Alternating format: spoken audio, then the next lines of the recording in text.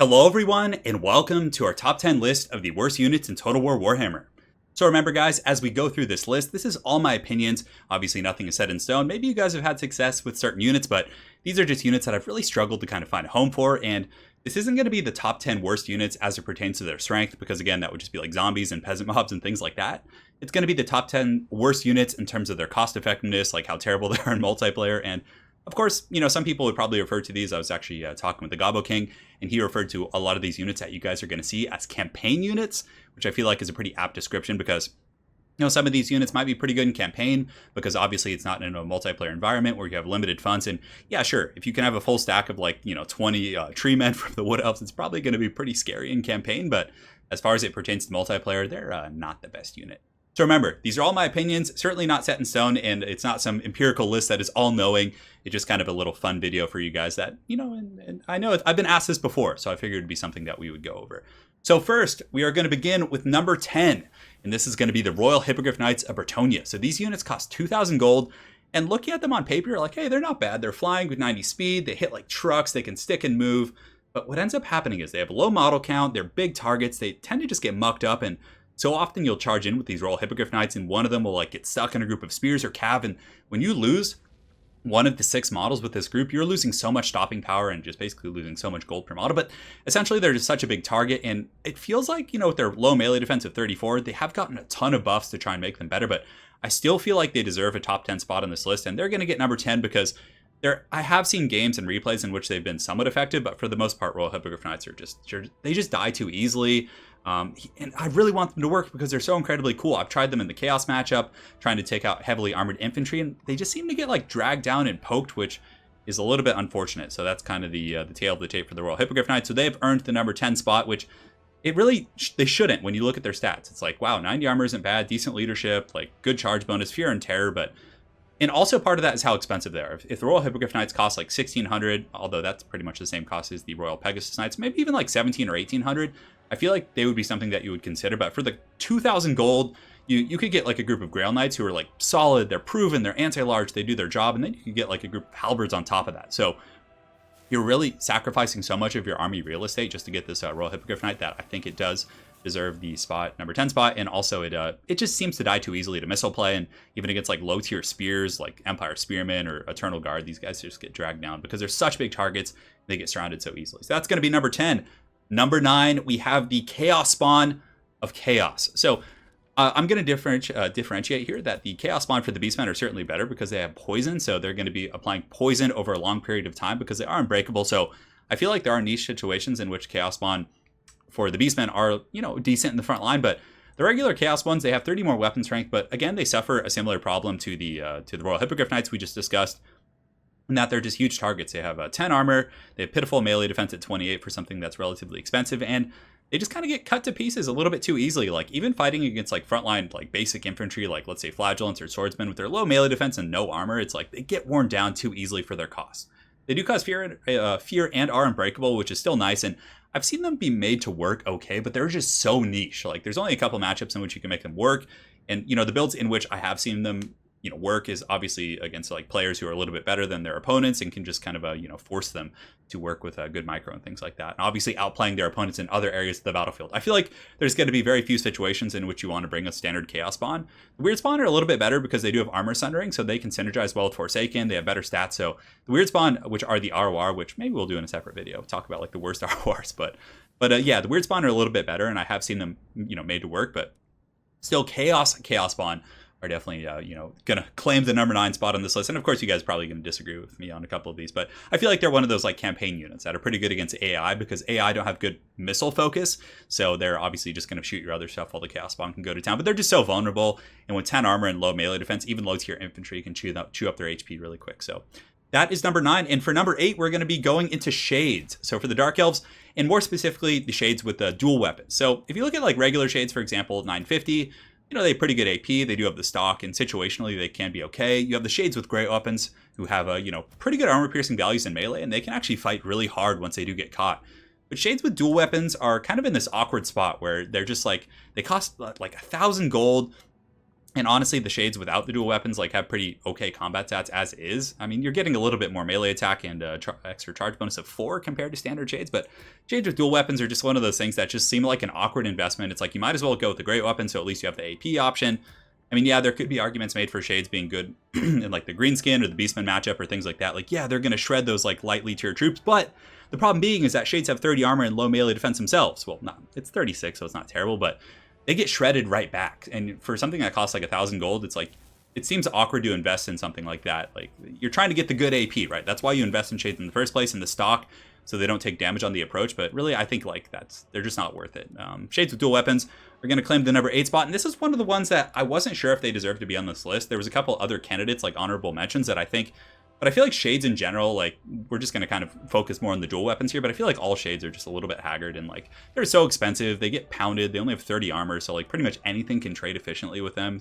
So even if like Shades with greatswords end up fighting like an ideal armored target, like they're still going to take so much back that for that amount of money, it's like, I don't know if it's worth the dual purpose. Like, if they get attacked by like a group of Force Goblin Spider Riders, they're probably just going to take so much damage and struggle to kill them quickly. Granted, I mean, I have seen them made to work like everything else I've mentioned, but I think that Shades in general deserve the number 8 spot. Number 7, we are going back to the lands of Atonia. We are going to be talking about the Royal Pegasus Knights. So Royal Pegasus Knights in Total War Warhammer 1 were actually a pretty good unit, simply because of the pathing. So they used to like pile in. So for any of you guys who play like Warhammer 40,000, you know how like the units pile in the combat phase and they get like a really good surround and they all attack. Well, Royal Pegasus Knights now, they changed that because it was a little bit cheesy. You would get like 2 groups of Royal Pegasus Knights and you'd have all, 18 of the models hitting the target at the same time, and it could just goon out large targets. So it was a necessary fix. But after that fix, Royal Pegasus Knights are one of those things that like Royal Hippogriff Knights, they're just a little bit squishy. 30 melee defense, a low model count, they get dragged down by low tier infantry. Whenever you commit to a charge with them, if it's now in an isolated environment, if you have like Royal Pegasus Knights taking out enemy skirmishers like Goblin Wolf Riders or the Magi Marauders or things like that, they can do pretty well in a vacuum environment. But if you have them anywhere in the mainline fight and they get like caught amongst like Orc Boys or any sort of goblins, nasty skulkers, they just die incredibly quickly. They have a low model count and they just seem to be relatively ineffective. Even against like enemy flying units, since they did get the change, only a couple of them fight at a time rather than all like piling in, like I mentioned before. So they're not nearly as effective.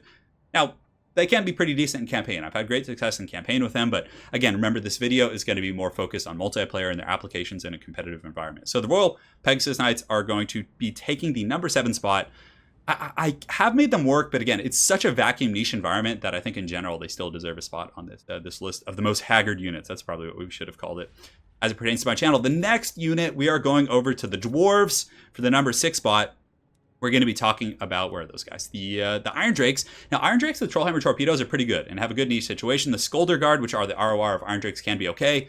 But the Iron Drakes with flamethrowers and just flamethrower weapons in general just suck. It's like you pay for these like 21 models, they only cost 700, so it's like the same as Thunders. But why would you ever take Iron Drakes instead of Thunders or Bugman's Rangers or things like that? It's like you can sit a group of Iron Drakes on like some like Clan Rats or something, and it seems like it doesn't even do that much damage. Like if you get Iron Drake fire off on an infantry group, it should be devastating. It should be punishing. Those units should be flipped upside down, put in a trash can, given a noogie, dunked in a toilet, whatever. Like, but the Iron Drakes, they just seem so lackluster. Their damage kind of sucks, even when you look at it. Yes, that's Discourage and stuff. Maybe the burnt should be stronger, and they could tune up the damage a little bit. I don't know, but Iron Drakes just suck. They get line of sight blocks all the time. It's incredibly frustrating, and more often than not, I see people use them in the secondary line, right? So they'll have their dwarves fighting in the front. The Iron Drakes like can't even shoot the frontline troops because their range or their arc of fire is like, it's so inefficient. And even if you want to shoot secondary line troops, their range is so short that they're often going to be getting taking fire from enemy missile units or being compromised by cav units when they do waddle forward to try and get in range. And they're just like a clunky unit in general. And I think that's why Iron Drakes deserve the number 6 spot here, if I'm not mistaken. No, actually number 7. So yeah, I'm totally out of it right now. So let me look at my sheet here. But yeah, ultimately the Iron Drakes are just a little bit in a sad spot, I would say. So yeah, that's it. The next unit on the list is also going to be on the Dwarf roster. We're going to be talking about the Gyro Bomber. So the Gyro Bomber like looks like a cool unit. When you look at the missile damage, you're like, wow, gee whiz, it has 1174 missile damage. It's going to one-shot these Arachnoid Queens. And it doesn't work like that. It's just, it's expensive at 1150. Its machine gun fire is super lackluster. It's a huge target, only has 2000 HP. I mean, yeah, it has 100 armor and whatnot, but wow, only 4 melee defense. That's something I didn't notice. So if you do want to land it in melee, it's going to get just karate chopped by everything, basically. But the bombs are just like, they're okay, but what often happens is the Gyro Bombers are such like a micro trap, right? So, you know, there are like very high level players who are going to be efficient at using a Gyro Bomber and can make it look good in replays and stuff. They can fly over your formation, they can bomb, they can micro their other stuff at the same time, but oftentimes the amount of time you spend lining up the bomb to make sure it actually hits and then clicking it, you're going to be like miss-microing so many other things that it's just, it takes away from your strategy. It's a gimmicky unit. It's one of those things that you just bring for fun. And it, honestly, can't count the number of games I've lost simply because I brought a Gyro Bomber and I was trying to like show off for you guys on the channel. But the Gyro Bomber definitely is a pretty you know, lame unit. It's a little bit disappointing, but a lot of those really expensive like single unit niche, like I'm trying to think of a matchup in which it might be okay. I used to use it against Elves because it had such high armor that the archers couldn't deal with it very effectively. But even still, like you're better suited to just bring some missile units or like a couple more infantry units or just like an artillery piece. Just bring an organ gun for the same amount. Like the organ gun's going to wreck cav, it's going to wreck infantry. The Gyro Bomber is just a big target. It's clunky. The bombs aren't like that great, and it's just kind of a lackluster unit here. So it definitely deserves a spot here on the list. So let me go ahead and look here at my handy dandy little sheet. So the next one is going to be the number 4 spot, and this is going to be the glorious Feral Manticore. So the Feral Manticore is available to a couple factions, and I believe it's actually available to the Dark Elves now. Go ahead and check. Yeah, so the problem with the Feral Manticore, in Total War Warhammer 1, it was like, okay, it's kind of a niche thing. It's relatively cheap at 900 gold. It causes fear and terror. It can go after enemy squishy casters like greenskin pigs and you know, goblin big bosses and things like that. It can go after light wizards, etc., etc. But in Total War Warhammer 2, when they introduced the rampage mechanic, it rampages. And this thing is really squishy. The only way to really be efficient with the Feral Manticore is to cycle charge, stick and move, be very attentive to its needs, make sure it doesn't get surrounded. But now, with 45 armor, 34 melee defense, and it rampages, what often happens is, in the rampage trigger, let's go ahead and look here. The rampage, when it doesn't actually say on the tooltip, but I know when this unit gets hurt, it may go on a rampage against, yeah, so after it takes a little bit of damage, I can't tell you how many games I've looked at and I'm like, oh god, it's rampaging into spears. And basically you just lose 900 gold into like 300 to 600 gold of your opponent's spears and stuff like that. It's so frustrating. And yeah, basically the rampage mechanic is what, you know, warranted its spot on the list. I think if it didn't have rampage, it wouldn't be on the list at all. But rampage is just such a detrimental mechanic, and you're already paying quite a bit in 900 for this thing. But I mean, I don't know. It's one of the ones that I was a little bit hesitant about putting on the list, but I do feel like it deserves a high spot because it's just like almost never good. It's like any greenskin pressure from like archers are going to send it. Like I had a game the other day where I was trying to make Feral Manticores work. I was like testing them out. I was flying in. It gets like effigied by Wurzog, and like the goblins shoot it for like 2 seconds, 3 seconds, and it just rampaged and like flew into some like orc boar boy biggins. I was like, oh god, I was just so sad. And that's kind of like, you know, the Feral Manticore in a nutshell. So that's going to be the number 4 there, I think. Yeah, that's number 4. And the next one, we're actually going to the Desert Lands. We're going over to the Tomb Kings for our number 3 spot here, which is going to be the Screaming Skull Catapult. So this thing is just such a piece of garbage. It's inaccurate. It's just terrible.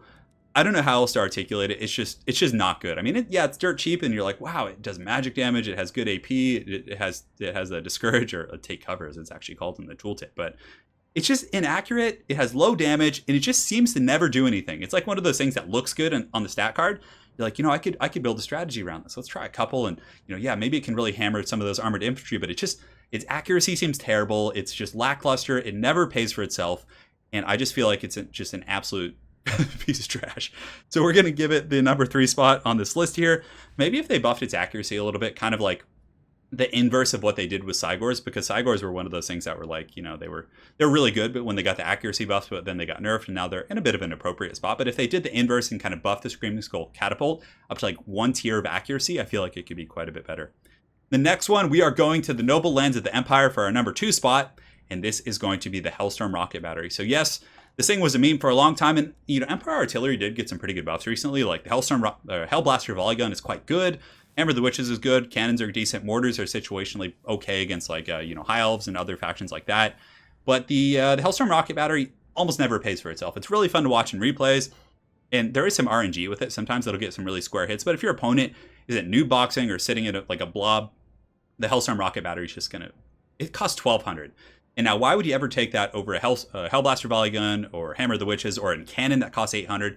I would even take a Mortars over the Hellstorm Rocket Battery. It's just so bad. It got some pretty good buffs to its armor piercing, but still, it's inaccurate. It has a low ammo. It runs out of ammo so quick, and then that's like 1,200 gold. That's like almost the same as like Reichsguard or something that's super impactful and stressful for your opponent to deal with. And if your opponent spaghettis their lines and is standing like not in like blobs, it's just so bad. And the Hellstorm rocket battery just, it almost, I've had games where it gets like 100 kills, and even with 100 kills, it's still not really paying for itself, because oftentimes the things you're going to be targeting are like chaff, and it's just, I've probably said it a million times, but it is just a piece of trash. The Hellstorm rocket battery sucks.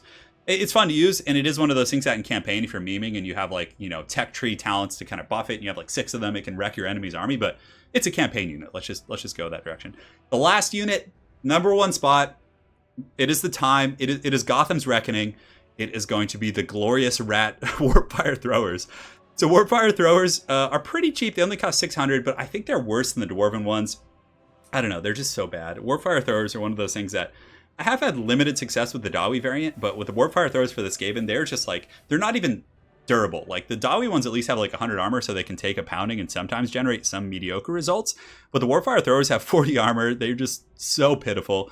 Of course, they suffer a lot of the same issues like line of sight, so the Warpfire Throwers will oftentimes be just like shooting their flamethrowers, like, and they can't even shoot over your Skaven front line. You have to like move them to a compromising position. They're a micro magnet, which means you're going to be spending so much time microing trying to make them work that other elements of your Skaven army are going to be struggling. They just suck. And even when they do get like hard heavy hits on lightly armored troops, it seems like they don't even do that much. Like you could use like Night Runners or even Skaven Slave Slingers are going to generate more value for you for like 1/3 the cost. So these guys, these glorious Skaven, just terrible units of Warpfire Throwers, are going to earn the #1 spot on our list. So they're the champions of the day. And again, guys, like if you ask me this question in like a month, my list would probably be pretty different. And there were a couple characters on the list or units that I was a little bit hesitant. Like the Feral Manticore can be situationally okay, but it's never going to be like an ideal pick in my opinion. And also Shades, like they're another one that I was a little bit like, do they really deserve top 10?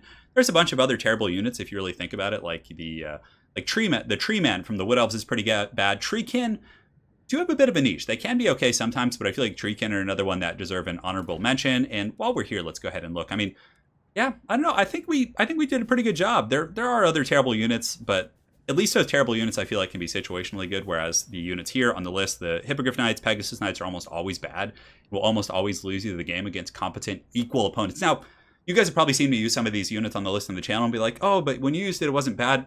That's oftentimes because, you know, in this ladder system we have in Total War, you're going to be playing opponents that aren't, you know, on your skill level, and it can be made to look good in those situations. But really, against equally skilled opponents. So for my example, if I went to go like fight Gobbo King or something, who's an incredibly good player, like it would be really tough to make like any of these units work. It would just be like a death sentence, unless you're just winning so heavily in other aspects of the game. If any of you guys ever played like Magic the Gathering, there's cards that are like called win more cards, right? Like these big, like heavy, like 10 mana cards, like, yeah, like take 2 extra turns, like, or you know, do like 10 damage, can't be prevented. Those cards are only going to be good if you're already winning and dominating. And basically the units on this list, I feel like, are in the same category. Like they're, oh man, those Warpfire Throwers are roasting. Yeah, look at them. Or those Iron Drakes. But it's only because you're winning so heavily in other aspects of the game that they're able to perform. And I think that these are kind of win more units. And hence, they have made it onto our top 10 worst units in Total War Warhammer. So hopefully you guys enjoyed this funny video. Again, remember, everything here is an op-ed, and I'd love to see the discussion in chat about what you guys think is worse, what you disagree with. And it's just kind of a fun one. Obviously, it's not terribly serious. And maybe someday they'll get buffed and they'll be good, and this will be obsolete. But for now, these are my opinions. So thanks again for watching, guys. Hopefully you enjoyed, and we will see you guys next time.